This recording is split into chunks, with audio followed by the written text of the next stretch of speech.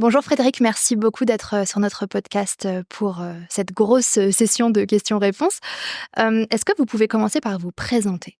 Bien sûr, d'abord merci. Merci de cette opportunité que vous m'offrez de discuter effectivement de notre secteur qu'on aime, je crois, beaucoup tous les deux.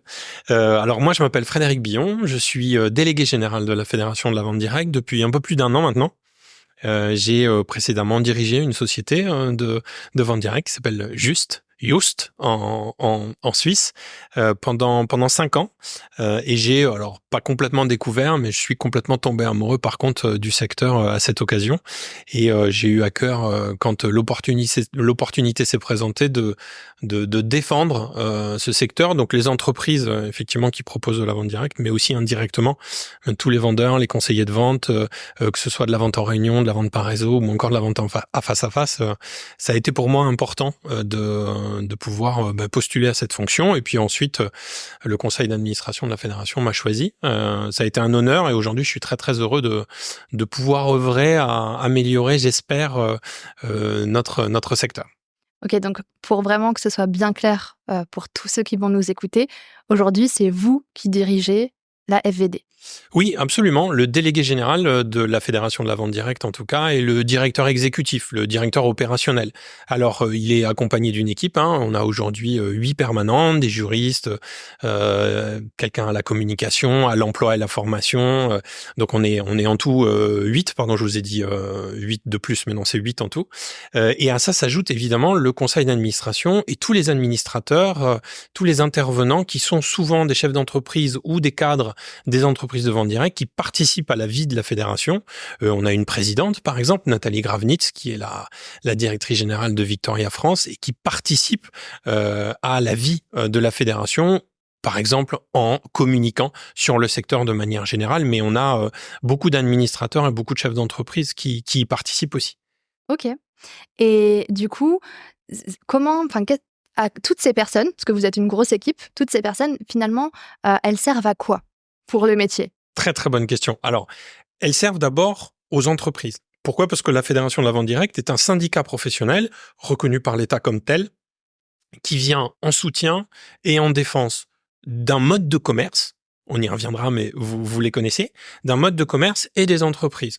Donc la première fonction, enfin la double fonction, elle est plutôt juridique. On a une équipe de 3 juristes avec une directrice juridique qui est expérimentée, notamment dans le monde de la fédération, qui va venir en premier soutien des entreprises quand elles ont des interrogations sur les statuts, sur les contrats, sur une évolution réglementaire ou législative. Donc ça, c'est un premier niveau de soutien. Toujours d'un point de vue juridique, on organise au sein de la fédération le secrétariat de la commission paritaire de médiation de la vente directe, qui permet en cas de litige entre un consommateur et une entreprise de vente directe d'essayer de trouver une solution sans aller jusqu'aux tribunaux. Alors on a peu de litiges, mais c'est très important d'avoir ce service. Et puis on a une partie lobbying. Là encore, ça rentre dans le cadre des fonctions des juristes, mais aussi de ma fonction, où on essaye d'influer au niveau des administrations françaises, du gouvernement, des députés, des sénateurs, mais aussi au niveau européen, on y reviendra si vous voulez, pour essayer de, faire comprendre nos métiers, puisqu'on verra que dans la vente directe, il n'y a pas qu'un métier. Nos métiers, faire comprendre à quel point ça peut être source d'épanouissement pour les personnes, source de développement personnel, mais aussi source d'emploi et de création de richesse. Et puis, quand parfois on a des lois qui viennent gêner le fonctionnement de nos entreprises, on essaye effectivement de pousser pour que les législateurs comprennent qu'ils vont dans la mauvaise direction et que finalement ils freinent l'activité. On travaille aussi à la simplification d'un certain nombre de règles avec plus ou moins de succès, souvent c'est long. Là encore, pour simplifier le travail des entreprises et des conseillers de vente qui sont, on le sait, souvent indépendants. Ok. En parlant de loi, il y en a une qui nous perturbe beaucoup en ce moment, c'est la loi des influenceurs. Oui. Je vous ai ramené quelques petits points que j'aimerais vraiment beaucoup éclaircir. Dans l'article numéro 1, dans l'article 1, les personnes physiques ou morales qui, à titre onéreux, mobilisent leur notoriété, c'est ce que fait un vendeur à domicile, auprès de leur audience pour communiquer au public par voie électronique, donc sur les réseaux sociaux, des contenus visant à faire la promotion directement ou indirectement de biens, de services ou d'une cause quelconque exercent l'activité d'influence commerciale. Est-ce qu'un VDI, aujourd'hui, rentre dans ces cases-là ? Alors, à partir du moment où vous faites la promotion d'un produit, vous faites de l'influence commerciale.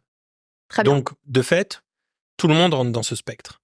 On travaille en ce moment avec la RPP, justement sur un guide des bonnes pratiques, plutôt destiné aux vendeurs qu'à l'influenceur. Même si effectivement tout le monde et pas seulement les influenceurs. Aujourd'hui, on peut mettre un cadre un petit peu plus précis sur le métier d'influenceur. Mais en fait, à titre personnel, à partir du moment où vous montrez un produit devant une caméra et que vous en faites la promotion, vous faites de l'influence. Voilà, donc vous n'êtes pas forcément catalogué comme influenceur, mais vous faites de l'influence. Donc oui, à partir du moment où vous faites la promotion d'un produit, vous le faites. La grande différence, c'est qu'à partir du moment où vous êtes vendeur, 99% des vendeurs et des conseillers de vente qui nous écoutent et qui font leur travail correctement, de toute façon, informent le public qu'ils sont vendeurs. Parce que ce serait illogique de le faire, puisqu'à la fin, ils savent qu'ils vont proposer le produit et le faire acheter ou proposer en tout cas l'achat. Donc, ce premier article, pour moi, il ne me pose pas problème.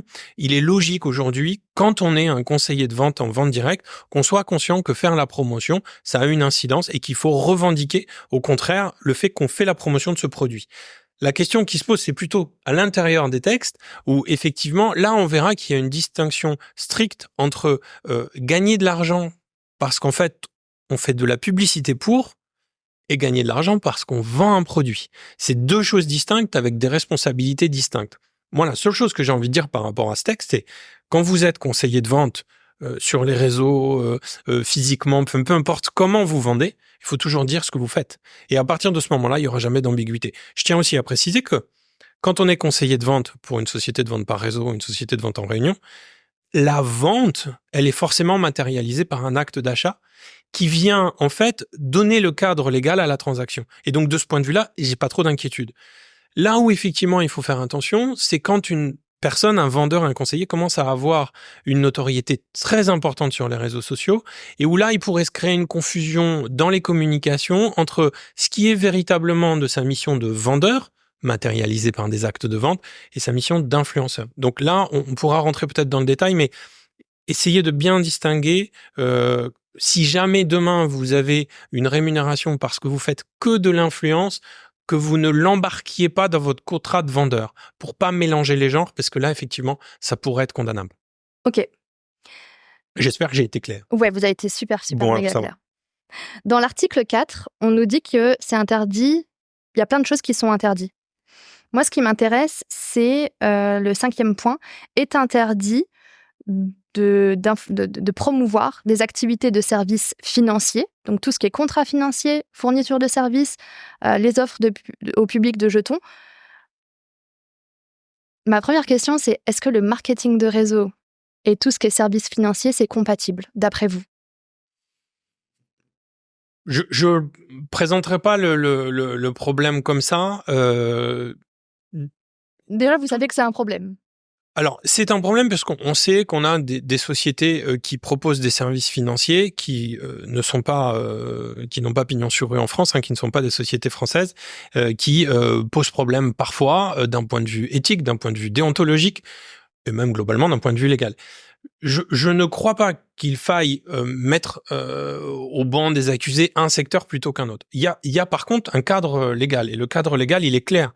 À partir du moment où vous proposez des services financiers, vous pouvez pas en faire de l'influence, au même titre que vous pouvez pas en faire du démarchage à domicile. Donc de ce point de vue-là, c'est relativement clair.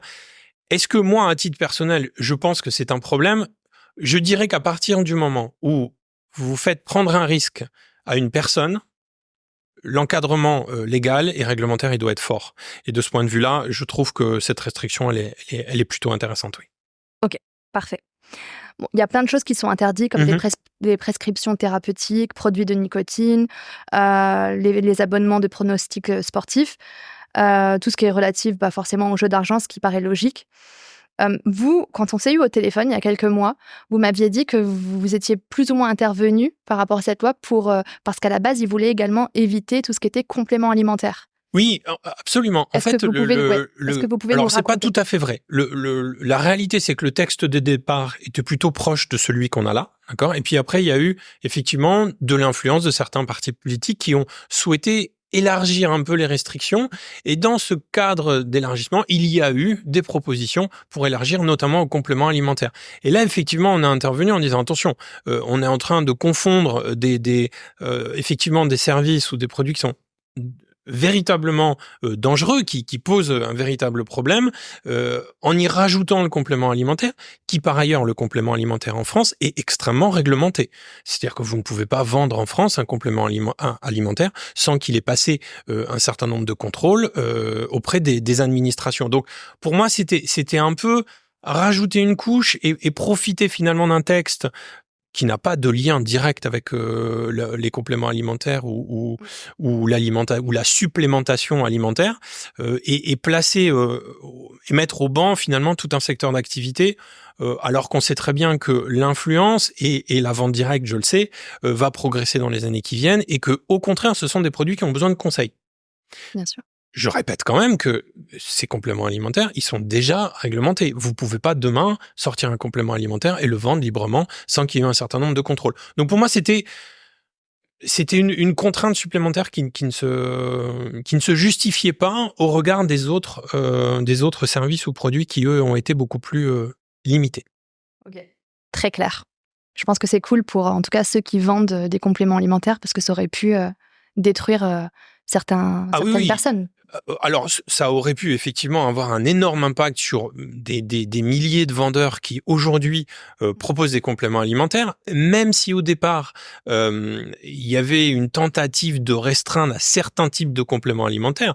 Le risque, il était évident que ça se retrouve, qu'on se retrouve dans une situation difficile et où toutes les sociétés qui proposent aujourd'hui des compléments alimentaires, françaises ou pas, soit interdit sur les réseaux sociaux. Et ça aurait été une catastrophe économique pour beaucoup d'entreprises, pour énormément de vendeurs et de conseillers de vente.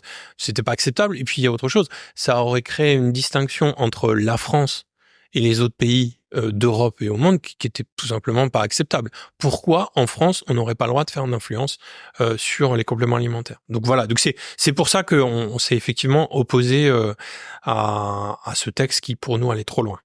Parfait.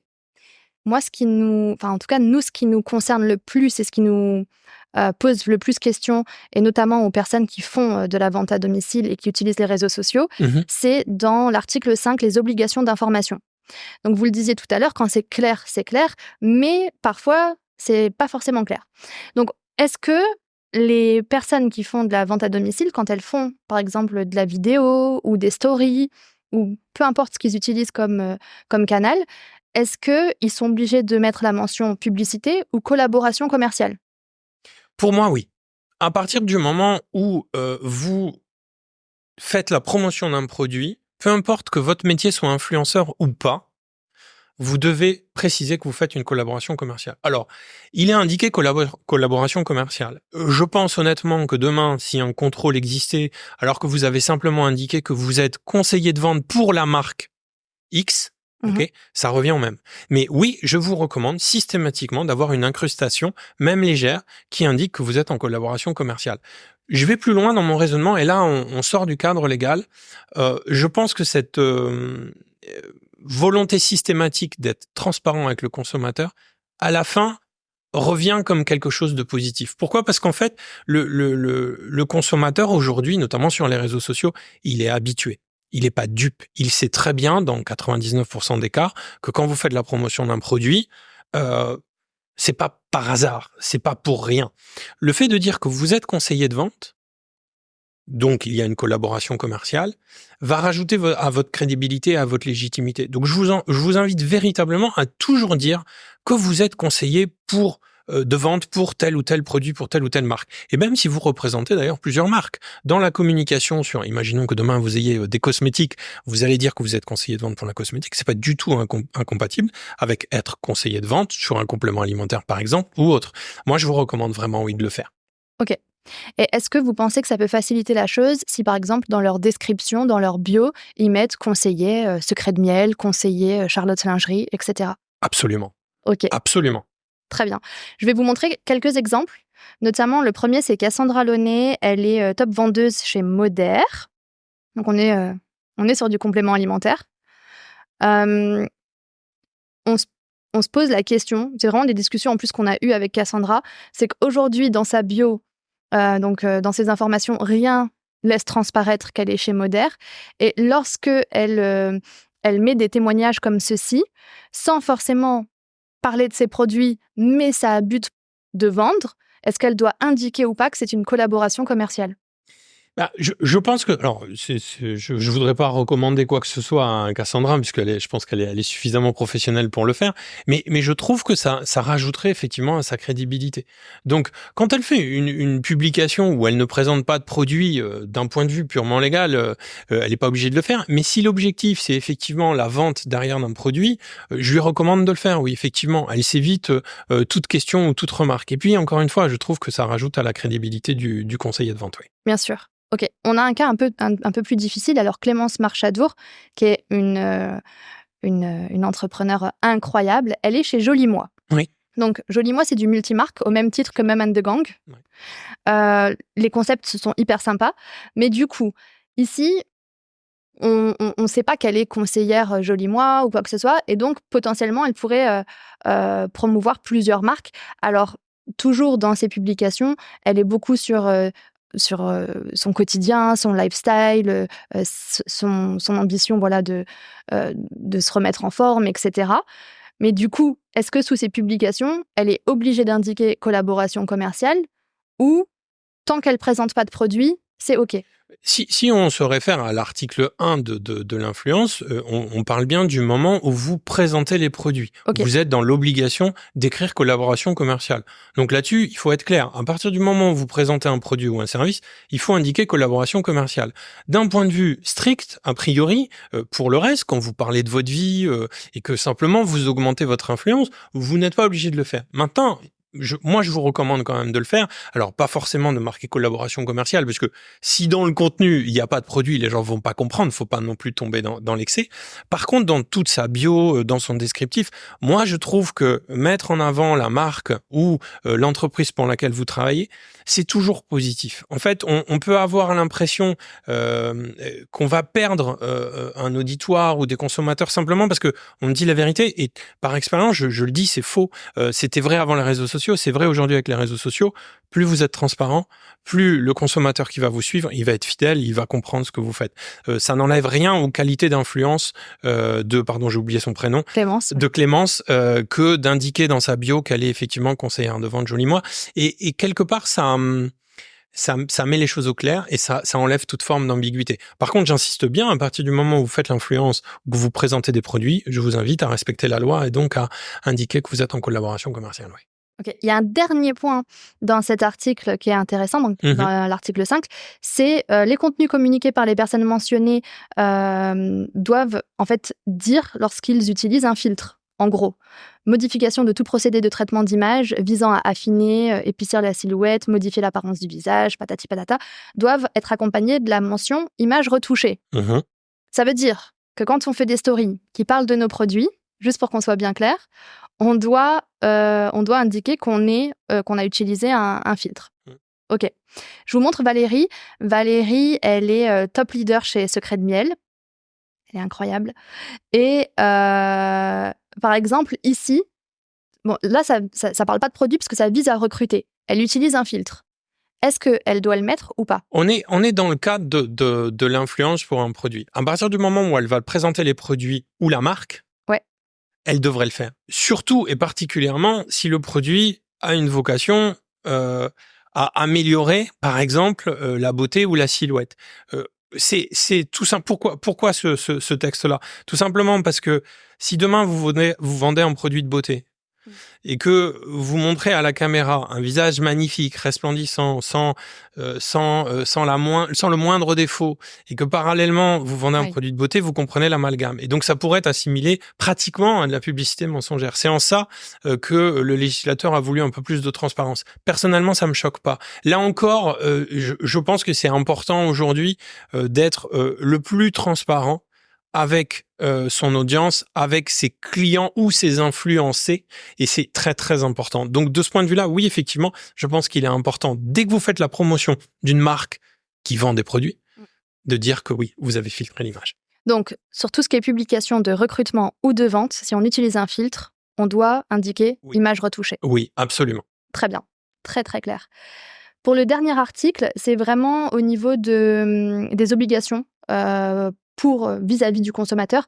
Donc ça, on est d'accord. Donc par exemple, les personnes mentionnées à l'article 1er, donc potentiellement nos influenceurs, nos VDI, qui ne prennent pas en charge la livraison de ces produits, c'est le cas notamment dans 99% des cas, celles-ci étant réalisées par le fournisseur, donc la société qui le représente, sont responsables de plein droit à l'égard de l'acheteur.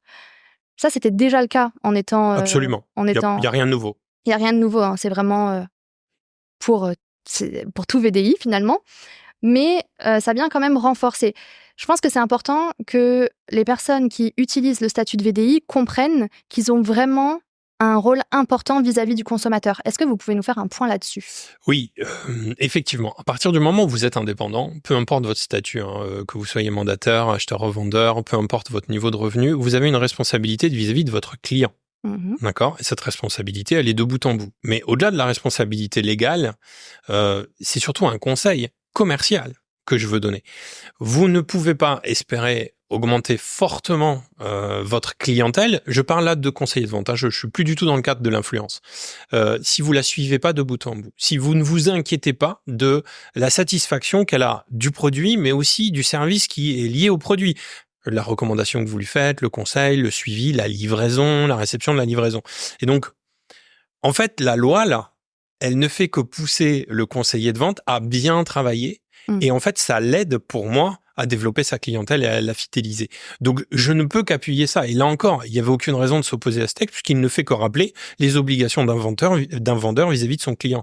Ce n'est pas parce qu'on est derrière une caméra ou sur les réseaux sociaux, au même titre que ce n'est pas parce qu'on ne voit une cliente qu'une fois tous les 6 ou 7 mois au cours d'une réunion ou au domicile, qu'on doit le reste du temps se désintéresser de cette clientèle. Donc si on a engagé une livraison, et donc si le client a acheté quelque chose, vous a acheté quelque chose, il est logique que vous suiviez la livraison. Après, je sais aussi très bien que la majorité des entreprises, finalement, font ce suivi pour vous.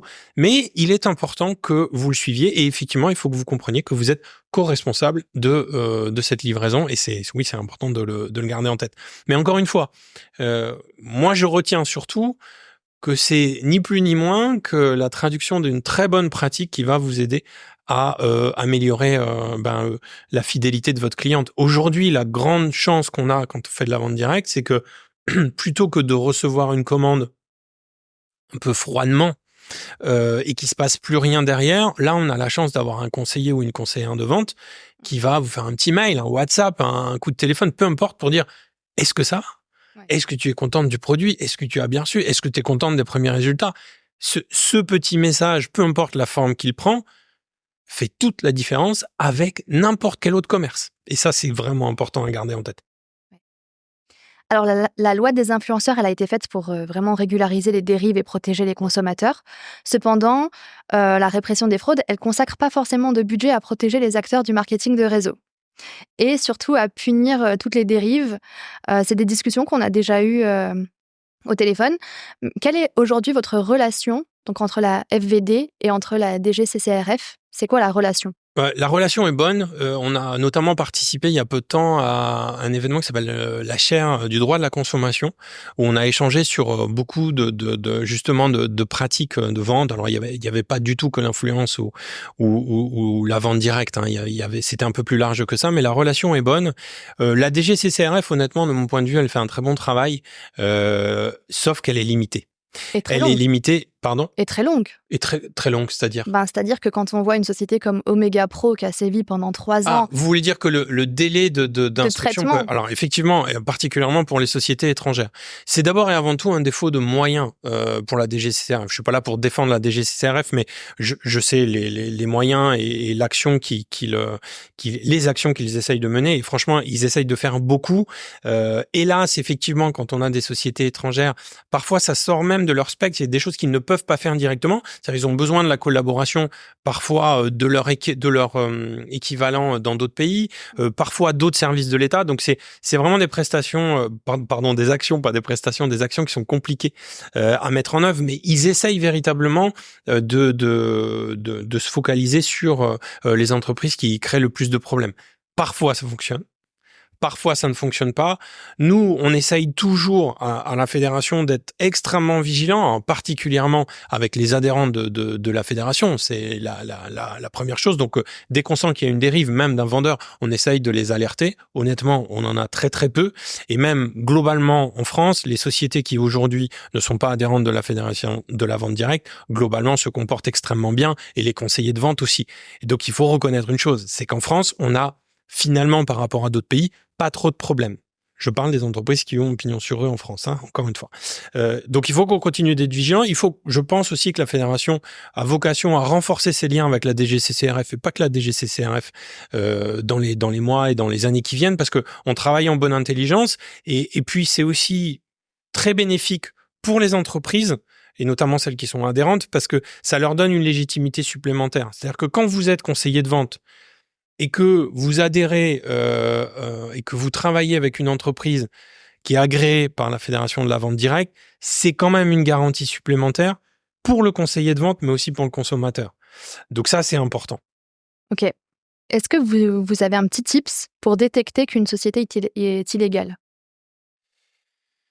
La première chose, c'est que logiquement, vous devez vérifier que vous allez pouvoir gagner de l'argent sans avoir à recruter. C'est très important à garder à l'esprit. Si le seul gain possible, c'est le recrutement, on a un problème. Il faut creuser. Okay ? Peut-être que la communication a été maladroite et qu'en creusant, vous vous rendez compte que tout est OK. D'accord ? Mais ça, c'est quand même un premier indicateur. Deuxième indicateur, où est située la société et a-t-elle des représentants, top leader, chef d'équipe, peu importe, ou même évidemment un siège, c'est encore plus serein, en France. Est-ce que vous avez des interlocuteurs en France ? Si vous avez des interlocuteurs en France, un petit coup de fil, un email, et vous allez vite comprendre si tout se passe bien. Mais honnêtement, aujourd'hui, je connais peu d'entreprises qui ont pignon sur rue en France et qui ont des mauvaises pratiques. La troisième chose, c'est vérifier si la société est adhérente à la fédération. Pourquoi ? Parce qu'en fait, chaque entreprise qui adhère à la fédération passe par le service juridique et doit donner sa documentation et subit un certain nombre de contrôles qu'en plus on va rendre cycliques dans les prochains mois. Donc vous avez une garantie supplémentaire. Quand vous cumulez tout ça, logiquement, vous n'avez pas de contraintes. Après, il faut faire aussi la distinction entre parfois des mauvaises pratiques de conseiller de vente, c'est assez rare, mais ça peut arriver. C'est-à-dire que l'entreprise a donné un cadre tout à fait légal et correct et éthique.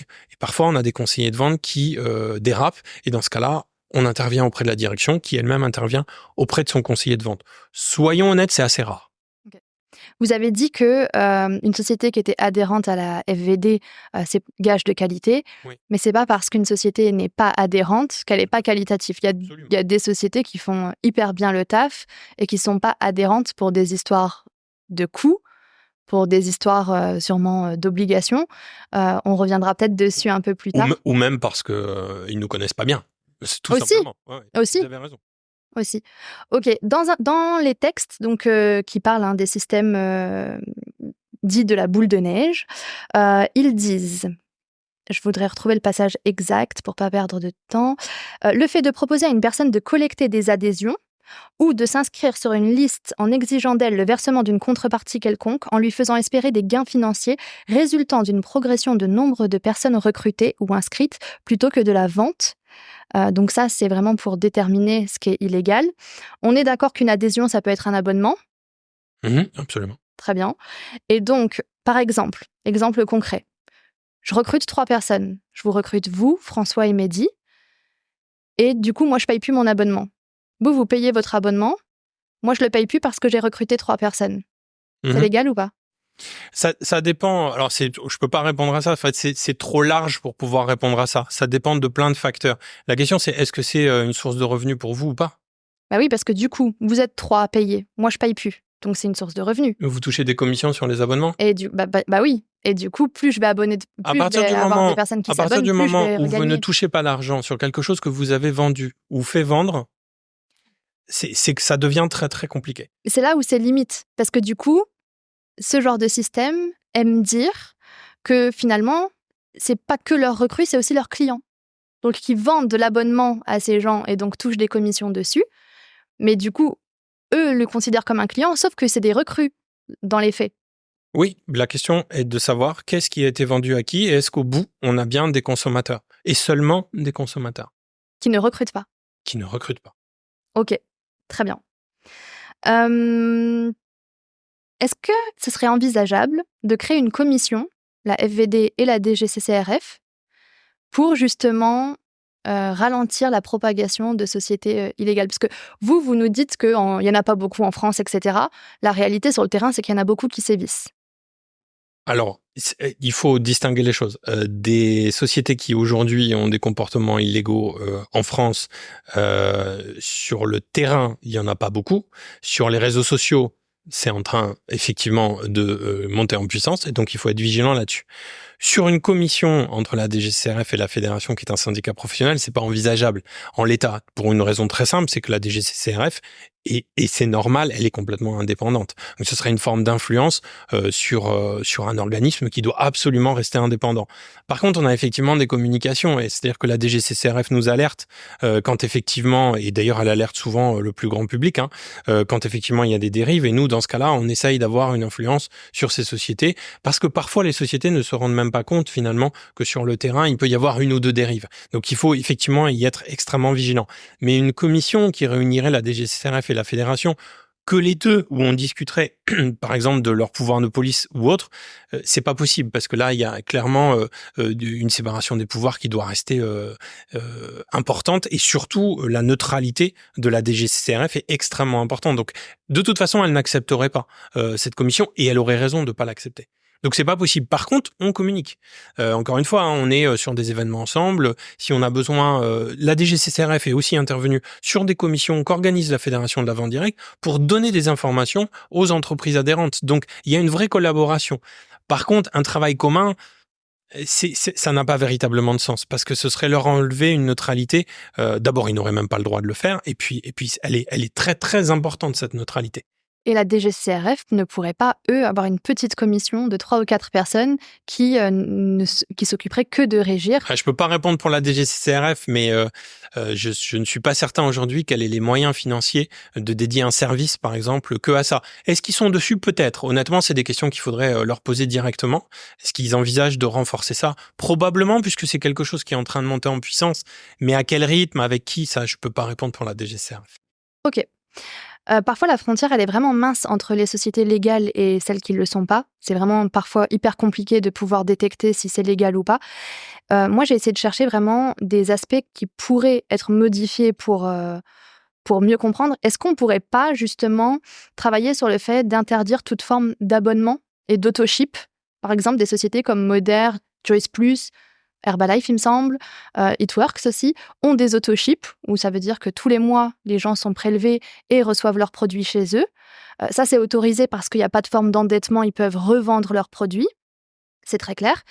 Mais du coup, le fait d'avoir des autoships, moi, je trouve que c'est un peu... c'est problématique, parce que du coup, les sociétés illégales jouent sur le fait que, bah oui, mais It Works aussi ont un autoship, Juice Plus aussi, et ainsi de suite. Ouais, en même temps, c'est quand même dommage d'envisager d'arrêter quelque chose qui fonctionne et qui est tout à fait légal et éthique, par exemple, dans les entreprises que vous avez citées. Donc, de se dire qu'on va arrêter quelque chose qui peut très, très bien fonctionner pour les conseillers et pour l'entreprise, simplement parce qu'on a d'autres entreprises qui ne jouent pas le jeu de l'éthique et qui se servent de l'exemple d'eux pour dire, bah, voyez, je fais la même chose. Alors que si on creuse, ils font pas la même chose. C'est dommage. C'est toujours dommage d'essayer de trouver une solution restrictive qui fonctionne par ailleurs de manière éthique dans beaucoup d'entreprises, simplement parce qu'on a des mauvais acteurs. On l'a déjà vu, c'est jamais une bonne solution, parce que en fait vous restreignez le champ des possibles du commerce pour le vendeur ou pour l'entreprise. Donc non, de ce point de vue-là, je pense qu'il faut le conserver. Par contre, il faut effectivement être très vigilant quand on voit qu'une entreprise a des dérives et le simple fait qu'une entreprise dise les autres font la même chose que moi. Un, il faut démontrer qu'ils font vraiment la même chose. C'est loin d'être gagné. Et deux, dans les faits, qu'est-ce qui se passe véritablement? Est-ce que au bout d'un moment, on se rend compte que c'est bien la même chose? Est-ce qu'on peut sortir de l'abonnement quand on veut? Quelles sont les conditions? Est-ce qu'on peut véritablement gagner de l'argent? C'est ces contrôles-là qu'il faut avoir. Mais arrêter les abonnements, l'auto-ship ou autre chose, juste parce qu'on a des entreprises qui l'utilisent mal ou qui disent l'utiliser pour se couvrir, c'est dommage. C'est toujours dommage quand on fait ça. Ok. Est-ce que la FVD ne pourrait pas répertorier toutes les sociétés qui n'ont pas à sévir, un peu comme l'AMF qui liste toutes les pratiques des services financiers qui ne sont pas autorisés sur le marché? Est-ce que vous pourriez lister toutes les sociétés qui ne sont pas autorisées sur le marché français? Alors, le problème, c'est que quand vous faites ça, vous dénoncez. Et donc, il faut des éléments légaux, il faut des preuves tangibles que vous puissiez faire ça. Il faut aussi des autorisations pour pouvoir le faire. Aujourd'hui, c'est pas le cas pour la fédération. Après, on a des actions parallèles qui peuvent être tout à fait efficaces. Déjà, rentrer en contact avec ces entreprises. Alors, évidemment, ça n'a pas la même portée. Mais attention, la fédération, c'est un syndicat professionnel qui représente les entreprises qui adhèrent à la fédération. Les autres, à partir du moment où elles ne rentrent pas dans le spectre de la fédération, elles ne s'engagent à rien, d'accord? Donc, elles ne s'engagent pas à suivre un code éthique. Ça ne veut pas dire qu'elles le font pas, mais elles ne s'y engagent pas. Donc, de fait, nous, on n'a aucune autorité pour les mettre au banc des accusés, sauf à avoir des éléments de preuve et, par exemple, se porter partie civile. C'est une possibilité, mais il faudrait effectivement que l'entreprise aille très loin. Est-ce qu'on l'écarte? Non. Est-ce qu'à court terme, moyen terme, on va le systématiser? Non plus. Pourquoi? Parce que ça demande d'abord énormément de moyens et de temps, et que pour l'instant, c'est pas le rôle de la fédération. Voilà, tout simplement. Okay. Par contre, c'est vrai que ponctuellement, si par exemple on avait un acteur qui, de fait, et je dis pas que c'est qu'on regarde pas, mais si on découvre qu'un acteur a vraiment une attitude extrêmement négative et porte vraiment préjudice à toute l'industrie, alors là, on interviendra. Mais on ne peut pas le faire de manière systématique aujourd'hui. La Fédération de la vente directe n'a pas les moyens et n'est pas mandatée pour, j'insiste bien. On vous a jamais vu intervenir, hein. Quand il y a des sociétés qui sévissent, là, comme par exemple, si on prend sur 2022, où Nu Skin a été vraiment alpagué, plein de réseaux de chez Nu Skin, plein de réseaux de chez PM, plein de réseaux de chez Moder qui ont été alpagués, vous n'êtes pas intervenu. Il y a plusieurs choses. D'abord, on n'a pas forcément l'info. D'accord? Il faut comprendre que, comme je disais tout à l'heure, on était en off, on n'avait pas commencé. Mais moi, j'essaye d'être le plus proche des entreprises. Beaucoup d'entreprises ont la gentillesse de m'inviter à leur congrès où je participe à un certain nombre d'événements, ce qui me permet d'être au contact du terrain. On a aussi pris contact, vous l'avez vu. Donc, ça me permet justement d'avoir ce retour d'information parce que sinon, on peut passer au travers, nous. Pourquoi? Parce que nous ne sommes pas conseillers de vente. Donc, il y a des choses qu'on peut ne pas voir. Parfois même, les entreprises le voient tardivement. Les entreprises elles-mêmes qui sont confrontées à ces sociétés qui leur font une concurrence déloyale, voire illégale. Maintenant, clairement, c'est des choses sur lesquelles on travaille beaucoup en ce moment, savoir qui fait quoi, comment, et comment on peut agir. Parce que comprenez bien que, en tant que représentant des entreprises et en tant que syndicat professionnel, on peut pas faire n'importe quoi. Il nous faut des éléments de preuve, et donc c'est souvent un travail de longue haleine. Et je peux vous dire, et je ne vais citer personne, que en ce moment, au niveau européen, au niveau mondial, il y a même des recherches contre certaines entreprises qui se comportent mal et qui sont extrêmement compliquées à mettre en œuvre. Pourquoi? Parce que les éléments de preuve, ils sont très compliqués, accumulés en fonction d'un pays ou d'un autre. Le droit change, donc vous avez des autorisations dans certains pays que vous n'avez pas dans d'autres. Déjà au niveau européen, mais alors au niveau mondial, je vous raconte pas. Donc c'est extrêmement compliqué à mettre en œuvre. Donc on ne peut agir qu'à partir du moment où on a véritablement des éléments factuels. Pour l'instant, le faire de manière systématique, donc un peu à l'image de l'AMF, avoir un département qui s'occuperait que de ça, on n'a pas les moyens, clairement, de le faire. Est-ce que ça veut dire qu'on fait rien? Non. Okay. Et souvent, autre chose, vous disiez, on vous a jamais vu.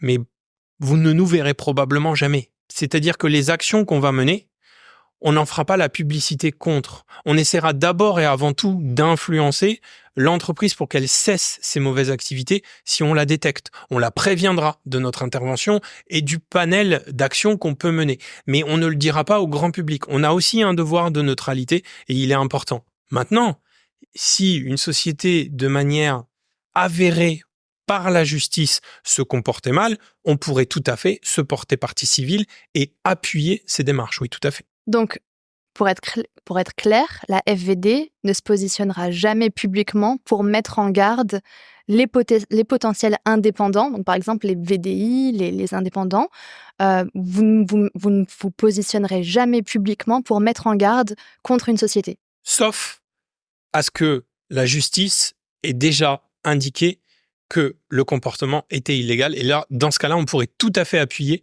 la décision de justice. Mais ça, il faut au moins 2 ans. Donc ça dépend des cas. Ça dépend véritablement des cas. Mais soyons clairs, la justice est longue, oui. Donc en fait, il y a des gens qui peuvent rentrer dans des systèmes, se faire avoir pendant 2, 3, 4 ans avant qu'il se passe véritablement quelque chose. Et généralement, ces sociétés n'existent plus. Notre rôle à la fédération, c'est, encore une fois, d'appuyer les entreprises, puisque le premier pare-feu contre ces entreprises-là, c'est quelles sont les entreprises en France qui ont pignon sur eux. Notre rôle, c'est d'informer les conseillers de vente à bien choisir. Notre rôle, il n'est pas de faire la police, qu'on soit bien clair là-dessus. Mais du coup, c'est le rôle à qui ? C'est le rôle des entreprises et c'est le rôle de la fédération de dire voilà, telle entreprise, elle est clean, venez. Okay. Et donc, plutôt que de se dire on va faire la police contre ce qu'on doit faire, mais pas forcément de manière publique, et encore une fois, la manière publique est pas forcément la plus efficace. Croyez-moi sur parole. Parfois, le fait de rentrer en contact directement avec une entreprise qui déborde est aussi pertinente et efficace. Par contre, nous, on a un rôle, c'est que les sociétés qui passent à la fédération, ok, elles ont une légitimité parce qu'on a regardé ce qu'elles font. Et donc, le conseiller de vente, et là, nous, on a un rôle, et d'ailleurs, le networker aussi a un rôle là-dessus, c'est quels sont les éléments, on s'est posé la question tout à l'heure, qui doivent vous permettre d'aller travailler avec une entreprise de manière sereine. C'est là-dessus où nous, on a un rôle. Plutôt que de se dire, OK, on peut tout laisser dire, tout laisser faire, ne jamais communiquer sur ce qui va bien et simplement intervenir ensuite parce qu'on a des déviances, notre rôle, c'est plutôt d'informer sur les entreprises qui font bien le boulot. OK. Est-ce que aussi, pour bien distinguer tout ce qui est légal et illégal, ce serait pas cool d'empêcher les sociétés, donc légales, de proposer plusieurs prix? Moi, je vois beaucoup de sociétés, une en particulier, qui permet aux distributeurs de faire des réductions sur leurs prix. Du coup, ce qui se passe, en gros, c'est que les leaders forment leurs équipes à faire des réductions. Eux touchent les points, donc ils sont contents. Mais le distributeur lambda, qui n'a pas forcément d'équipe, qui applique les réductions, il touche beaucoup moins d'argent. Et donc ça, je pense que c'est vraiment un problème aussi, parce que ça laisse la main. En fait, le leader dit à ses équipes et forme ses équipes à faire des réductions. L'équipe fait des réductions. Lui, il a tous ses points, il est content. Mais l'autre touche beaucoup moins d'argent. C'est problématique, parce que ça s'assimile finalement à un système pyramidal.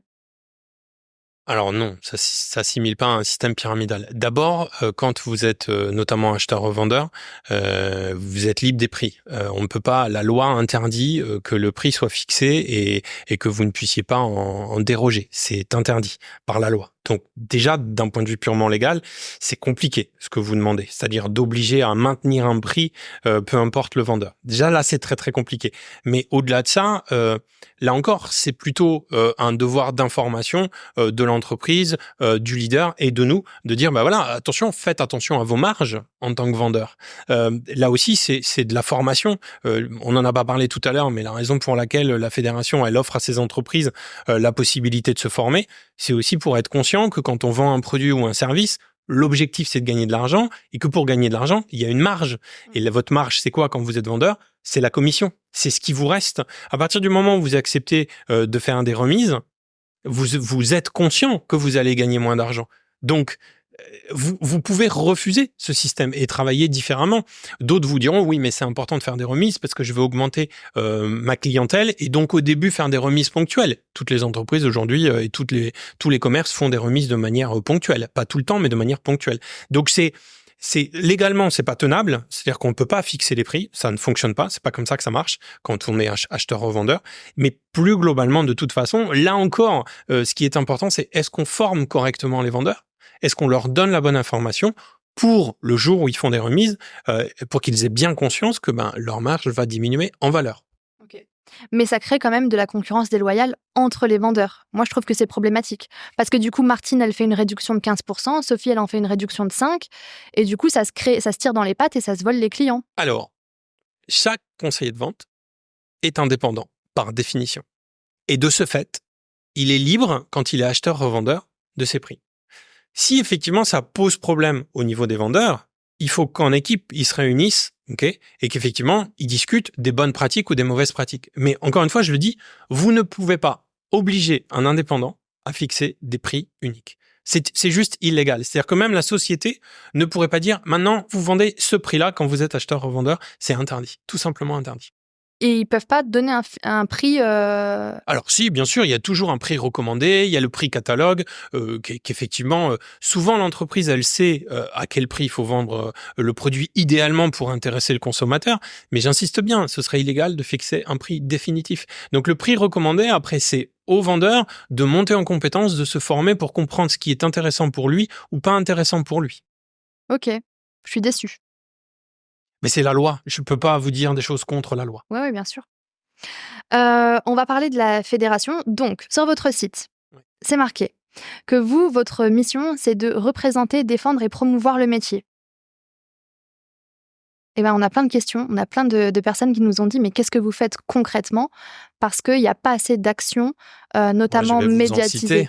Alors, oui, médiatisé. Vous avez raison là-dessus. D'ailleurs, ça a été un des axes de Nathalie Grafnitz, notre présidente. Comment on améliore la communication de la Fédération de la vente directe.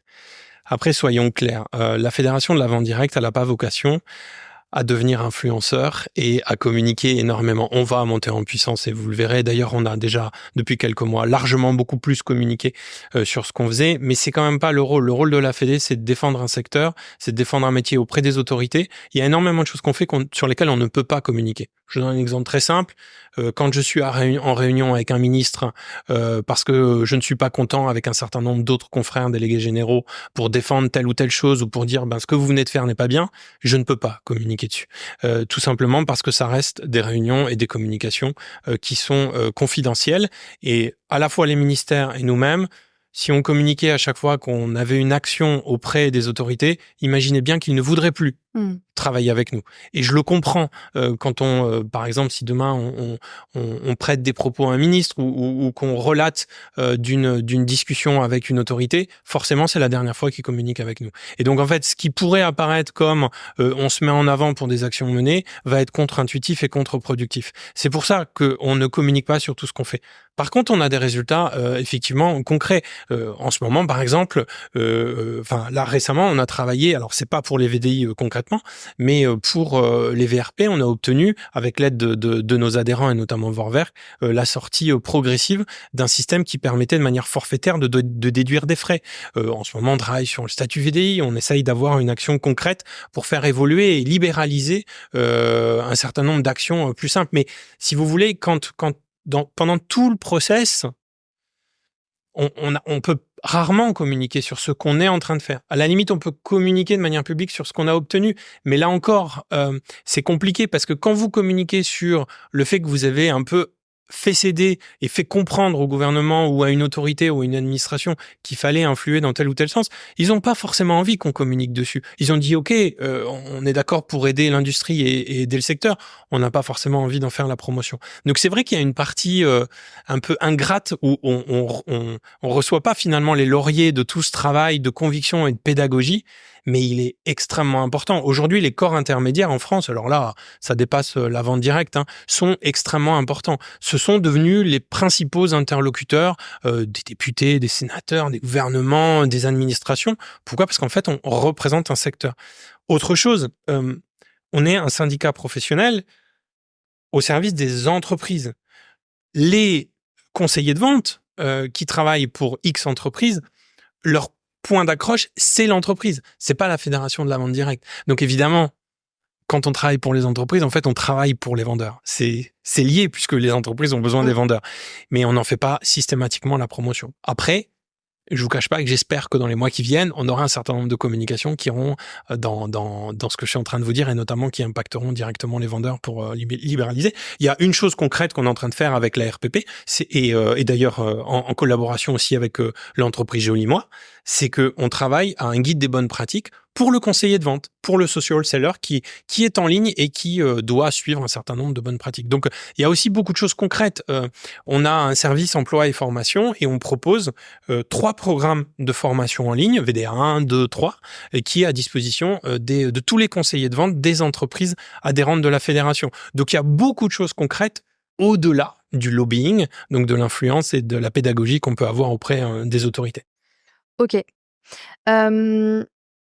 Pour entrer à la Fédé, il faut payer une cotisation. Oui. À quoi sert l'argent ?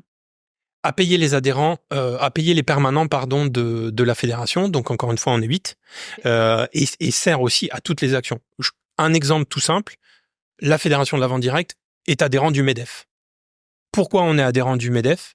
Parce qu'on a besoin d'être sûr qu'un certain nombre de propositions du MEDEF tient compte du secteur de la vente directe. Je rappelle que la vente directe, c'est 700 000 personnes, énormément d'entreprises en France.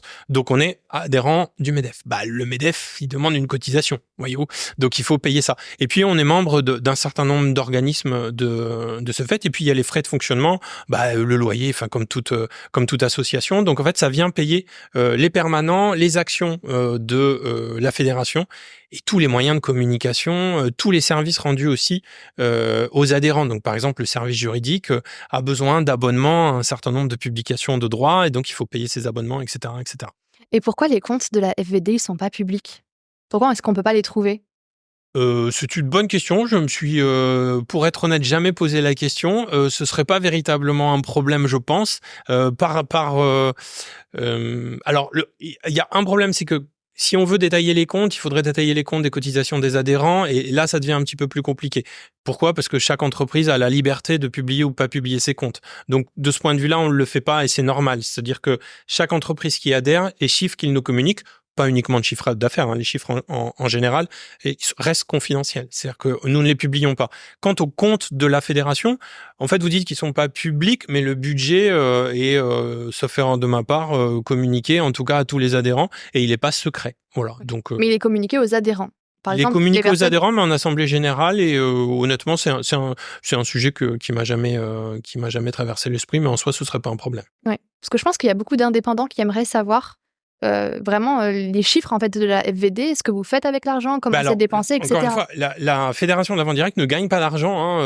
Elle en a même perdu l'année dernière. Pourquoi ? Parce qu'en fait, le nombre d'adhésions a un petit peu baissé et le chiffre d'affaires de certaines entreprises en 2022, on était aux alentours de moins 5%. Donc, étant donné que c'est au prorata du chiffre d'affaires généré en vente directe par les entreprises, le budget général de la fédération a un petit peu baissé. Après, pour l'instant, on est à l'équilibre et notre objectif est d'être chaque année à l'équilibre. Okay. Est-ce que la FVD pourrait pas ou aurait pu créer quelque chose pour aider justement les sociétés qui ferment ? Est-ce que, comme votre rôle, c'est de représenter, défendre, promouvoir, aider les sociétés, je pense à Maison Gaïa, je pense à Will et Alex, sont deux sociétés qui nous ont jamais sollicités. Ok, mais parce qu'ils étaient pourtant adhérents chez vous. Et ils sont tous les deux... Je n'y étais pas, donc peut-être... on est limité dans l'aide qu'on peut apporter à ces entreprises. D'abord, financièrement, on n'en a pas la capacité. Ça, c'est la première chose. Et je vais plus loin, on n'en a pas le droit, même statutairement. Comprenez qu'à partir du moment où on imaginerait, ce qui est complètement impossible, d'aider telle entreprise, c'est la porte ouverte à la possibilité. Pourquoi ? Sur quels critères ? Pourquoi celle-là plutôt qu'une autre ? Ça devient impossible à gérer. Donc, c'est pas du tout notre rôle. Alors, on voyait plus une aide pour les VDI, c'est-à-dire que les indépendants qui ont une société qui ferme du jour au lendemain, notamment Maison Gaïa, où c'est vraiment arrivé, ils sont fermés du jour au lendemain, elles étaient 120 les filles. Est-ce que vous pourriez pas potentiellement leur offrir un kit de démarrage pour une société qui serait adhérente chez vous. Comme ça, les sociétés adhérentes seraient gagnantes et les VDI ne se retrouveraient pas sans rien. Alors, j'entends bien, c'est pas du tout le rôle de la fédération. La fédération, elle est le soutien, relisez bien comme vous le dites, des entreprises. Par contre, effectivement, quand on a une information de ce type, en tout cas aujourd'hui c'est ce qu'on fait, mais je crois que c'est ce qui se faisait avant, on prévient les entreprises adhérentes pour leur dire telle société est en difficulté, il est probable que les forces de vente de cette société se retrouvent sans moyens, il est peut-être temps que vous leur proposiez quelque chose. Mais la fédération directement, elle ne peut pas le faire. Ce serait par ailleurs créer un précédent et donner un avantage à une entreprise plutôt qu'une autre. Pourquoi on dirait à telle entreprise, on offre un kit de démarrage de ton entreprise plutôt qu'une autre. Ça, on se mettrait au milieu du jeu alors que notre rôle, il est vraiment justement d'être neutre. Si demain on enlève cette neutralité à la fédération de la vente directe, on perd toute légitimité. Pourquoi favoriser telle entreprise plutôt qu'une autre? Je vous donne un exemple concret. Vous avez une société, imaginons, de cosmétiques qui s'arrête, d'accord? Elle s'arrête du jour au lendemain et vous avez une force de vente qui se retrouve. La logique, dans votre logique, ce serait on va contacter telle ou telle société de cosmétiques pour proposer un kit de démarrage. Sauf que je créerai pour ces entreprises un avantage. Pourquoi ces personnes ne seraient pas capables de vendre? Ce serait le VDI qui choisirait où il veut aller, parmi la liste de Mais ça voudrait dire que tous les adhérents, on parle de 110 entreprises, sont susceptibles du jour au lendemain de proposer un kit de démarrage. Et pourquoi j'exclurais, par exemple, les personnes qui font de l'amélioration de l'habitat? Je rappelle que la fédération, elle ne défend pas que le marketing de réseau ou que la vente en réunion. Elle défend et elle soutient aussi les entreprises qui ont des salariés et qui font de l'amélioration de l'habitat, des fenêtres, de l'isolation, de l'alarme, etc. Donc, c'est pas du tout notre rôle. Que nous, on sensibilise, et je vous assure qu'on le fait, qu'on sensibilise les entreprises quand il y a effectivement un dysfonctionnement, oui. Que nous soyons, et on l'est, et moi-même personnellement en relation avec des entreprises en difficulté, pour leur donner mon point de vue avec un petit peu de recul, leur donner des orientations, oui. Mais qu'on intervienne directement dans le travail quotidien des entreprises, c'est pas possible parce que ça nous enlèverait cette neutralité et forcément, on perdrait toute crédibilité. Aujourd'hui, quand vous êtes adhérent à la fédération, vous êtes légitime, c'est-à-dire qu'il y a un certain nombre de garde-fous. Vous avez des avantages, services juridiques, communication, emploi, formation, etc. Mais vous avez aussi des obligations. Et votre principale obligation, c'est d'être en conformité avec le code éthique et neutre par rapport aux autres entreprises. Si nous, on casse la règle pour un tel ou un tel, on n'est plus crédible, tout simplement. À une époque, il existait un syndic pour les personnes qui avaient le statut de VDI, qui n'existe plus. On le voit plus du tout. Oui, alors il existe des syndicats qui acceptent les VDI, je pense au CSN notamment. Ok, là c'était vraiment un truc spécialisé, mais on n'en entend plus parler depuis 2017. Non, je ne le connais pas non plus. Ouais, ok, c'est dommage. Vous pourriez pas faire ça, vous? Alors non, encore une fois, c'est pas possible. C'est pas possible. C'est-à-dire que la fédération de la vente directe, encore une fois, je le dis, je le répète, elle défend les entreprises. Et de ce fait, elle ne peut pas à la fois défendre l'entreprise et les indépendants. Ce serait complètement schizophrénique. En fait, on défend les conseillers de vente. Pourquoi? Parce que on défend le bon fonctionnement pour les entreprises de la relation entre le conseiller de vente et l'entreprise. Mais je trouve qu'il y a personne qui représente les VDI. Demain, qu'un syndicat se crée pour défendre et pour soutenir les VDI, je m'y oppose pas, j'ai aucun problème avec ça, mais on peut pas tout faire en fait. Ok, très bien. Pour la FED, je crois que c'était bon. Au niveau justement de tout ce qui concerne le statut de VDI, je suis retombée sur un article c'était une interview de Yann Bédard de 2017, il me semble, cet article. Le statut de VDI n'est compatible qu'avec les ventes réalisées dans les cadres d'opérations dites de démarchage à domicile au sens juridique du terme. Et il dit que dans le guide pratique du VDI, la notion de démarchage elle-même impose la prise de commande et lieu en présence physique simultanée du VDI et de son client. En gros, il dit que le statut de VDI ne permet pas de vendre via Internet. Donc, les ventes sur Internet est donc interdit par ce statut. On va éclaircir ce point, une bonne fois pour toutes, pour tout le monde. Ce ne sera pas une bonne fois pour toutes, mais allez-y. On va éclaircir le point. Admettons que je sois chez Secret de Miel et que j'ai le lien de ma boutique en ligne. J'ai le droit de vendre sur Internet avec ma boutique en ligne. Alors, en fait, il y a une tolérance. Ce que dit Yann, et il a raison dans son intervention en 2017, elle est en 2017. Et en 2017, on est avant Covid, avant l'explosion des réseaux sociaux. Vous aurez remarqué que avec les fiches métiers, tiens d'ailleurs, on parlait d'actions qui ont été menées par la Fédération de la vente directe, il y a les fiches métiers pour les conseillers de vente, pour que les conseillers de vente puissent continuer d'aller au domicile des gens. Et donc, il y a eu une action concrète qui a permis la continuité de l'activité. Et d'ailleurs, pendant la période Covid, les sociétés de vente directe et le nombre de conseillers ont augmenté pendant cette période-là. Et ça a permis aussi une tolérance sur le fait qu'effectivement, les conseillers de vente pouvaient utiliser les réseaux sociaux pour vendre. D'accord ? La présence simultanée me semble quand même extrêmement importante et c'est d'ailleurs un point sur lequel on travaille. Aujourd'hui, vous avez raison de dire que le texte ne correspond pas à la réalité quotidienne de beaucoup de vendeurs et notamment dans le marketing par réseau. La fédération, encore une action concrète qui a été mise en œuvre, alors là c'est même pas moi, c'est bien avant, a demandé au gouvernement une évolution de ce texte de loi. C'était en 2000, je vais vous dire de bêtises, 2000, je l'ai oublié, pardon, 2020, si je dis pas de bêtises.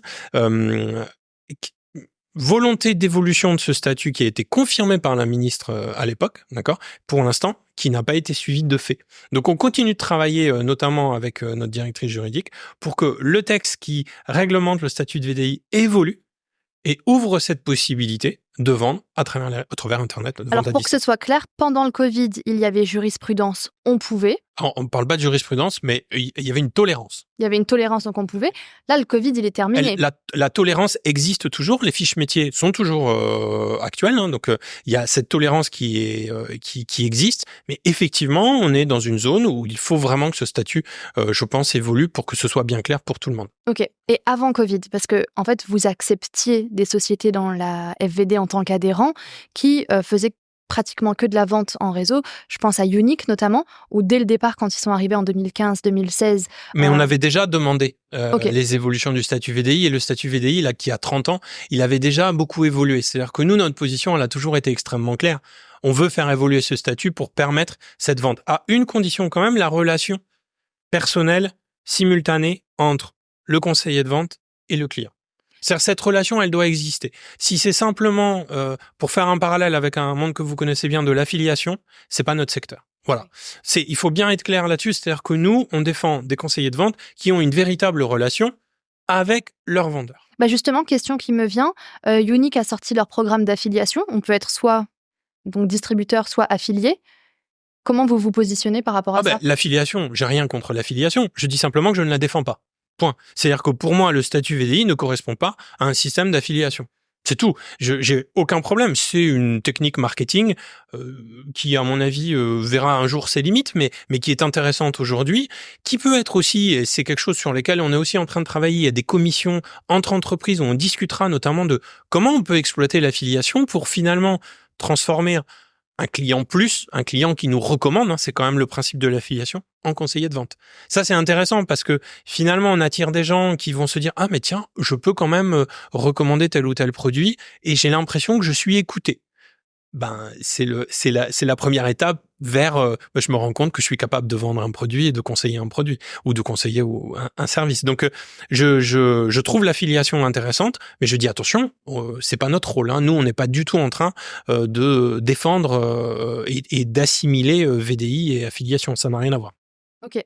Et du coup, pour revenir à ce truc de vendre sur Internet, donc aujourd'hui, il y a une tolérance, mais qui n'est pas actée dans les textes de loi. Exactement. Donc, on est quand même sur un fil de rasoir, quoi. Non, on n'est pas sur un fil de rasoir. Déjà parce que je pense que le législateur et que globalement... tout le monde est conscient qu'il faut faire évoluer ce texte et puis que dans la pratique, elle dépasse pratiquement ce qui est exactement écrit. Donc, on y travaille. Il faut pas s'inquiéter outre mesure. Il faut s'assurer, vraiment, j'insiste, qu'on ait bien des bons de commande, dématérialisés ou pas, peu importe, et une véritable relation avec le client. Et ça, c'est la démonstration qu'il y a bien eu un échange commercial légal. Ok.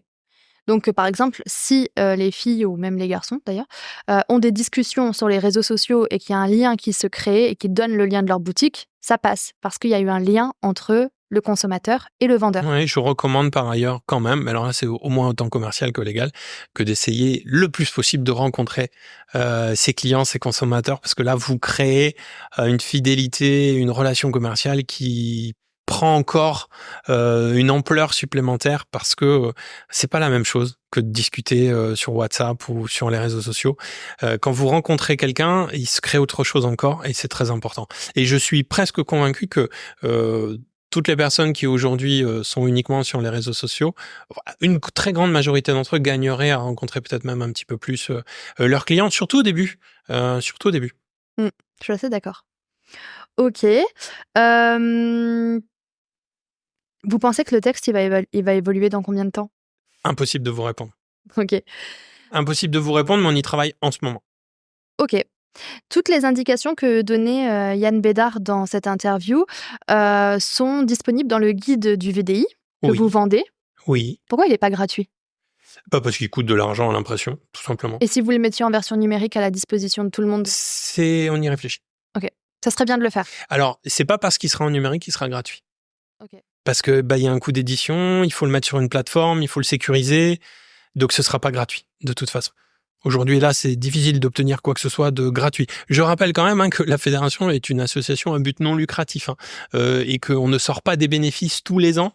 Et quand on en sort, c'est vraiment à la marge. On parle pas de bénéfices, on le remet dans les provisions pour être sûr que l'année prochaine, si on a un peu moins d'adhésion, on soit à l'équilibre. Nous, notre objectif, il est simple à la fédération, c'est d'avoir suffisamment de trésorerie pour avoir toutes les actions qu'on souhaite mener à bien, avoir une équipe solide, et ça coûte de l'argent. Ok. Et d'après vous, comment va évoluer le statut de VDI pour cette année ou les années à venir? Quels sont les changements majeurs qu'on attend? Tout simplement, l'ouverture à la vente à distance, c'est-à-dire la possibilité de vendre par le biais d'un e-shop, tout simplement. Et finalement, ça résout énormément de choses. Okay. Pratiquement tout. Et vendre sur les salons et les foires? Alors ça, c'est autre chose. Là, on est dans une autre considération. Aujourd'hui, vendre sur les salons et foires, c'est vendre dans un établissement. Les salons et foires, en droit, sont considérés comme un établissement. Donc, pour l'instant, c'est pas d'actualité. Et pourquoi? Pourquoi est-ce qu'on ne pourrait pas changer ça? Parce que ça n'impacte pas que la vente directe. C'est pas une considération qui n'impacte que la vente directe. Vous aurez remarqué que dans les salons et foires, vous n'avez pas que des vendeurs en direct.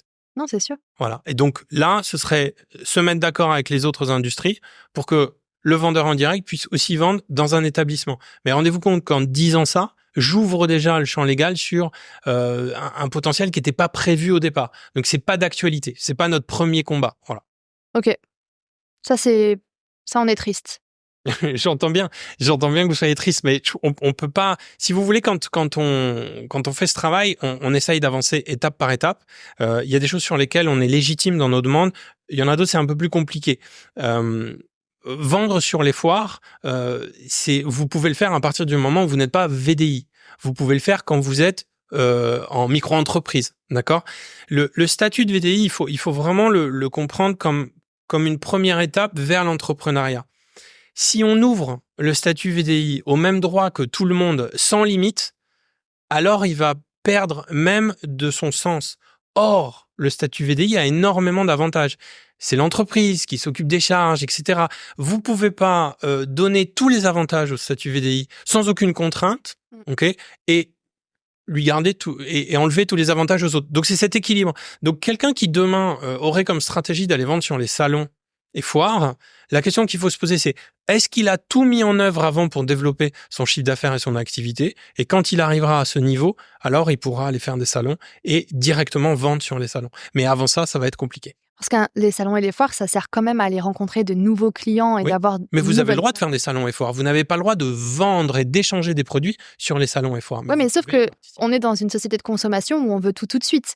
Donc, si je suis sur un salon et que je dis à quelqu'un, il va falloir attendre 2 semaines pour qu'on se re-rencontre, pour que tu repasses commande, etc., la personne, elle laisse tomber.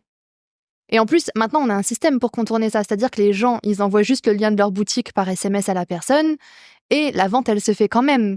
Donc, en fait, c'est là où, finalement, cette loi salon-foire, interdire les gens de vendre sur place, elle est obsolète. Parce que si on veut, on envoie le lien de notre boutique et la vente, elle se fait quand même. À partir du moment où vous actez de la vente en e-boutique sur le salon, vous n'êtes pas dans la légalité. Si vous êtes VDI. Si vous êtes sur un autre statut, il n'y a pas de problème. Mais si vous êtes VDI, vous n'êtes pas dans la légalité. Pourquoi ? Parce que le statut VDI, il n'a pas été prévu pour vendre dans un établissement de type salon et foire. Et donc, je comprends que vous ayez envie de l'ouvrir, mais dans ce cas-là, et c'est logique, il faut comprendre que vous ne pouvez pas donner des avantages jusqu'à un certain montant de chiffre d'affaires sans avoir un minimum de limite. Parce que sinon, vous créez une espèce de disproportion d'avantages sur certains paliers. Et donc, c'est pour ça que je trouve pas que cette interdiction, elle soit si mauvaise que ça. On peut peut-être ouvrir un certain nombre de choses, et c'est des choses sur lesquelles on réfléchira à la fédération et avec les entreprises, mais c'est pas une priorité. Comprenez que, encore une fois, le statut VDI, il doit être pensé comme une première étape vers l'indépendance. Okay ? Et donc, ces salons, on peut les faire, on peut présenter son activité, mais on ne peut pas échanger de produits sur le salon. et passer de contrat de vente. Ok, donc ces gens-là, il faut plutôt leur conseiller de changer de statut. Ceux qui veulent développer un salon en foire, il faut changer de statut. Exactement, il faut voir avec l'entreprise s'il est possible d'avoir un autre statut pour faire les salons et foires ou alors d'autres techniques de vente pour profiter des salons et foires. Ok, très bien. Comment est-ce que vous imaginez l'avenir du marketing de réseau ? Je l'imagine très florissant, pour être honnête, parce que de toute façon, sinon je ne serais même pas à la fédération. Et je l'imagine florissant pour une raison, mais là, on a tous une responsabilité. Quand je dis tous, c'est les entreprises, la fédération et les conseillers de vente. C'est 1, l'éthique. 2, ne pas considérer qu'on fait une espèce de vente directe de très mauvaise qualité qui s'apparente plutôt à je balance des liens et je vends mon produit sans exister physiquement, sans exister vis-à-vis de mon consommateur. Pourquoi ? Parce que je pense qu'il y a une vraie mutation du consommateur dans ses exigences. Et une de ces exigences, c'est de comprendre ce qu'il achète, d'être correctement conseillé et d'être en confiance. Si les conseillers de vente vont dans ce sens, ont cette dynamique, alors ils réussiront et le secteur va se porter de très belle manière. On est dans une période de crise commerciale, alors qui n'a rien à voir avec le secteur de la vente directe. À mon avis, vous l'entendez comme moi, tous les secteurs sont en difficulté. Le e-commerce aussi, pour la vente de produits, est un petit peu en baisse en 2023. C'est moins 1,8, je crois, sur la vente de produits, en incluant d'ailleurs la vente de produits de seconde main, si je dis pas de bêtises. Donc, on est tous dans une situation commerciale un peu compliquée. La vente directe et la vente par réseau, finalement, elles s'en sortent pas si mal. Il y a des sociétés qui vont très très bien. Ok, ça montre bien que cette relation de confiance entre le vendeur et le consommateur est très très importante, et je pense qu'on va vers ça de plus en plus. Bon, parfait. J'ai quelques questions d'acteurs du métier. Est-ce qu'il faut un compte bancaire quand on est VDI ? Est-ce qu'il faut avoir un compte bancaire séparé ? Séparé de son compte perso, par exemple. Moi, je le recommande. Vous le recommandez ? Moi, alors, c'est pas obligatoire. Mais je le recommande. Pour des raisons d'organisation, de comptabilité, de contrôle, d'imposition. Vous voyez, on était en train de discuter du changement de statut. Quand vous passez en auto-entreprise, ça veut dire que de toute façon, vous allez être obligé d'ouvrir un autre compte. Enfin, moi, je le recommande. Je trouve que c'est plus clair. Mais c'est très personnel, ce que je viens de vous dire là. Ok, très bien. On m'a demandé la différence entre la FVD et la FEVAD. Rien à voir. La FEVAD, elle défend les acteurs du e-commerce. Le e-commerce, c'est la vente par correspondance. C'est-à-dire le passage d'une commande sur un bon de commande, signé, envoyé par courrier, et puis avec un chèque, un moyen de paiement, et puis vous receviez vos produits. C'est ça à l'origine la FEVAD. C'est devenu le e-commerce, mais ça reste un achat par correspondance. C'est-à-dire que vous passez commande sur un catalogue en ligne et vous recevez vos produits. La FEVAD défend les entreprises qui font du e-commerce.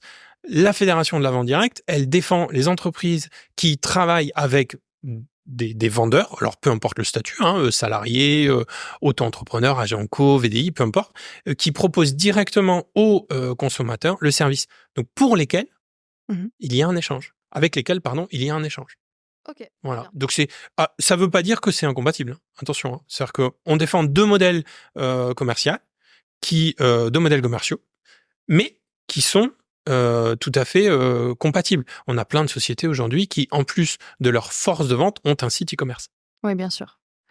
J'ai quelqu'un qui m'a demandé où trouver les informations concernant la cotisation à la retraite. En fait, où suivre ces trimestres. Où est-ce qu'on peut trouver les informations de ce qu'on a acquis en fait pour la retraite par rapport à son activité de VDI. Ouais. Alors vous pouvez demander tout simplement à votre entreprise. Logiquement, vous avez tout dans les déclarations. Je crois que c'est trimestriel, si je dis pas de bêtises. Voilà. Ok. Et est-ce qu'il va y avoir des changements au niveau des fonctionnaires et des VDI ? Aujourd'hui, un fonctionnaire doit demander l'autorisation, ce qui me semble, moi, logique, parce que quand on est fonctionnaire, on signe des contrats et on appartient à l'État. Mais on m'a quand même demandé s'il allait y avoir des changements à ce niveau-là. En tout cas, on y réfléchit, pas à organiser les changements. Encore une fois, on n'a pas ce pouvoir. J'aimerais bien pouvoir décider comme ça. Mais par contre, c'est des discussions qu'on aura avec l'État. Alors, comme vous le dites très bien, on pourra pas du jour au lendemain libéraliser, c'est-à-dire que l'État dise faites ce que vous voulez, c'est plus un problème. Par contre, on pourrait effectivement commencer à discuter avec les administrations et l'État pour que finalement, plutôt que d'interdire, il y a un process un peu plus clair pour que la demande soit pas par défaut acceptée, mais qu'en gros, on inverse un petit peu la charge. En gros, le salarié aurait la responsabilité de déclarer son activité. L'administration pourrait s'y opposer. Vous voyez, mais pas par défaut, c'est interdit. Voilà. Donc, on est un peu en train de réfléchir à ça. Mais évidemment, je vous parle de ça, il n'y a aucune garantie. C'est des réflexions qu'on a simplement à l'esprit. Et ces réflexions, elles viennent tout simplement de mon expérience et des remontées des entreprises et des conseillers de vente qui, effectivement, ont envie de développer une activité, souvent à temps partiel, voire très partiel, mais aiment bien telle catégorie de produits ou telle société et voudraient participer, effectivement, aux ventes. Donc ça, on y réfléchit, en tout cas. Bon, top. Pour finir, est-ce que vous pourriez nous partager un scoop? Un scoop? Un scoop sur le secteur? Ouais. Alors ça, c'est une question pas évidente. Un scoop sur le secteur. On est au mois de février. Alors, c'est pas vraiment un scoop, c'est presque un scoop. Le secteur de la vente directe en 2023, c'est stable. C'est des chiffres qu'on vient de sortir. En 2022, on a annoncé -5. En 2023, on est pas loin de la stabilité. Donc, une toute petite baisse? Une toute petite baisse. Ouais. On est à 0. Officiellement, on est à 0. Après, c'est compliqué parce que j'ai pas encore tous les chiffres, mais on est à 0, à 0%. Alors, c'est pas extraordinaire, soyons clairs, 0%, ça fait plaisir à aucune entreprise. Ça reste quand même, compte tenu du contexte, pas si mal. Alors évidemment, il y a l'inflation, donc il faut relativiser ce chiffre, mais on est quand même agréablement surpris finalement des résultats de l'année dernière, même si évidemment, je sais que quand les chefs d'entreprise vont entendre ça, ils vont dire non mais c'est pas du tout suffisant, et ils ont raison. C'est-à-dire que on devrait être sur une tendance beaucoup plus positive. J'ai envie de voir le côté positif des choses, et on est quand même à 0. Franchement, c'est une bonne nouvelle parce que je m'attendais à une baisse presque aussi conséquente que 2022 en 2023. Et est-ce que vous avez les chiffres des distributeurs? Est-ce que le chiffre des distributeurs, par contre, est en baisse? Parce que sur 2022, il était de presque 7%. Alors, c'est les chiffres que je vous donne, c'est les chiffres toute typologie d'entreprises confondues et toute typologie de produits confondus. Effectivement, si on rentre dans le détail, je pense qu'il y a des distributeurs pour lesquels le chiffre d'affaires est en baisse. Après, il faut relativiser ce que je dis parce qu'on constate aussi que le panier moyen est plutôt en augmentation. Oui. Donc, la baisse des résultats des entreprises est plutôt liée au fait qu'on arrive à avoir moins de conseillers de vente, plutôt que le chiffre d'affaires individuel des conseillers. Donc, je pense qu'on est sur les mêmes tendances. Alors, évidemment, quand je dis ça, encore une fois, je sais qu'il y a beaucoup de conseillers qui vont nous écouter, qui vont dire, mais moi, c'est pas du tout mon cas. Il faut comprendre que je suis dans une moyenne et que, évidemment, il y a des secteurs, c'est plus compliqué que d'autres. Et donc, forcément, il y a énormément de disparités. Je pense que le principal enseignement, d'ailleurs, de ces chiffres, c'est pas tellement qu'on arrive à faire une année à peu près stable, c'est qu'il y a une très, très grande disparité d'une entreprise à une autre en fonction du secteur, parfois en fonction de la géolocalisation, en fonction des pays, c'est extrêmement différent. Mais c'est toujours vrai quand on est dans une situation tendue au niveau commercial. Bah, en tout cas, merci beaucoup. Je pense que ça va aider beaucoup de personnes et que ça va faire du bien aussi au métier d'entendre quelqu'un des bureaux répondre à toutes nos questions. Oui, c'est avec plaisir. J'insiste auprès des personnes qui vont nous écouter. Je pense qu'il y aura deux typologies. Il y a des gens qui sont dans la vente directe et le marketing de réseau et la vente par réunion depuis longtemps. Et ceux-là, d'abord, bravo, parce que c'est un métier que moi j'adore et je trouve toujours tous les vendeurs exceptionnels. Essayez de garder ce lien fort avec votre entreprise, parce que je peux vous le dire aujourd'hui que je suis passé côté fédération. Tous les chefs d'entreprise qui aujourd'hui sont adhérents de la fédération ont un maître au moins en tête, c'est comment on développe nos forces de vente, comment on leur donne plus de moyens, comment on les met dans les meilleures dispositions. Donc, gardez ce lien. Et puis, pour ceux qui sont intéressés par la vente directe, n'imaginez pas une seconde que c'est pas un métier, en fait. C'est un vrai métier, ça demande un investissement et des compétences. Par contre, en termes d'épanouissement derrière et de plaisir, il n'y a pas beaucoup d'équivalents. Je vais paraphraser Céline Monnier, qui est la directrice générale de Vorwerk, qui dit souvent que la vente directe, c'est probablement un des derniers véritables ascenseurs social qui existe, et je le pense sincèrement.